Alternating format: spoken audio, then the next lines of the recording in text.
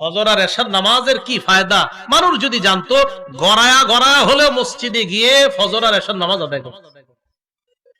তাহলে মুনাফিকদের কাছে কয় নামাজ ভারী? ফজর আর এশা। আল্লাহ আমগো নাম যেন মুনাফিকদের খাতায় না লেখে। ফজর, এশা আর আসর, 3 নামাজের খুব গুরুত্ব পেয়ে গেলাম।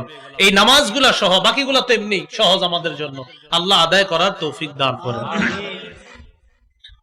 উমরা আর হজের সওয়াব প্রতিদিন চান কারা কারা? টাকা নাই কিন্তু উমরা হজের সওয়াব ডেলি পাইবে, একদম সত্যি, কালকে সকালেও পাইবে যদি চান। রাসূলুল্লাহ সাল্লাল্লাহু আলাইহি সাল্লাম বলেন, মান সাল্লাল গাদাতা ফি জামাআ, কোন ব্যক্তি ফজরের নামাজ পড়ছে জামাতের সাথে, সুম্মা কাদা ইয়াজকুরুল্লাহ হাত্তা তাতলুআ শামস, নামাজ পড়ার পর বসে বসে জিকির করতেছে, কথার কথা আপনার সুবহানাল্লাহ, আলহামদুলিল্লাহ, লা ইলাহা ইল্লাল্লাহ, আল্লাহু আকবার, জিকির করতে করতে সূর্য উঠে গেছে। ফজর পড়ছে, পড়ার পর জিকির করতেছে, জিকির করতে করতে সূর্য উঠছে। সূর্য ওঠার পর হারাম সময় চলে যাওয়ার পর সুম্মা সাল্লা রাকাতাইন, এরপর 2 রাকাত নামাজ আদায় করে।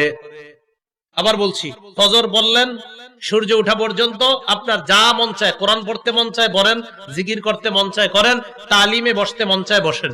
তো আপনি বসে আছেন, সুবহানাল্লাহ, আলহামদুলিল্লাহ, মানে দুনিয়াবি কোনো কাজে আপনি নাই। আপনি ফজর নামাজ পড়ার পর দুনিয়াবি কোনো কাজ না করে হয়তো তেলাওয়াতে আছেন, না হয় কেউ ভালো কথা বলতেছে এটা শুনতেছেন, না হয় তালিম হইতেছে বসে বসে শুনতেছেন।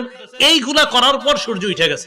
সূর্য ওঠার পর যে হারাম সময় আছে আপনার, এই হারাম সময় চলে যাওয়ার পর আপনি 2 রাকাত নামাজ পড়লেন। রাসূল বলেন, কানাত লাহু কাজরি হাজ্জাতিন ওয়া উমরা, আল্লাহ তাকে একটা হজ একটা উমরার সওয়াব দেন। সুবহানাল্লাহ।